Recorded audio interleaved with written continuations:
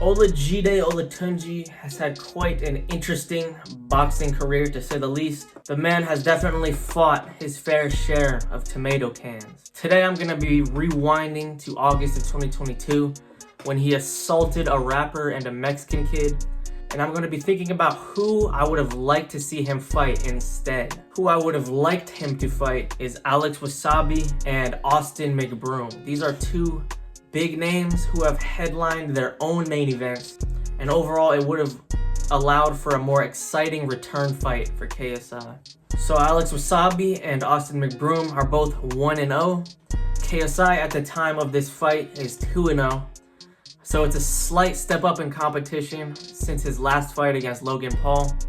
And it's just a nice warm-up event to get him back into the flow of boxing. And that's what that accomplishes. Moving on to January of 2023, KSI fought FaZe Temper, who, let's be honest, once again was not much of a threat. The man who he should have fought is Slim, who had beaten FaZe Temper and had at the time the exact same record as KSI, 4-0. There is a chance KSI lands that early knockout, but if not, Slim makes this a war. I think this is actually a very, very good fight. People don't give Slim any credit. Give that man some credit. Moving on to the next event in May of 2023, I'm going to make a different change before talking about KSI's next opponent. Salt Papi would not have fought Anthony Taylor. Salt bit off more than he could chew with that fight. He fought an MMA fighter, and it completely killed the hype train behind Salt Papi. Instead, we're going to have Salt Papi headline the previous event before this one against King Kenny. And we're going to continue to build that Salt Papi hype train. Because remember, at the time, everyone was saying Salt was the best boxer on Misfits. Everyone was hyping this man up. So let's keep that going. Back to this current event. Who should KSI have fought during this time? Well, we're going to steal Jake Paul's opponent at the time. And we're going to be fighting Nate Diaz. I think Nate Diaz is the right fighter instead of Joe Fournier for a multitude of reasons. The biggest reason is just because Nate Diaz has such a big name. It will allow for an exciting headline and draw a lot of eyeballs to the fight. Secondly, Nate has one of the best chins in the history of combat sports, which means he's not getting knocked out.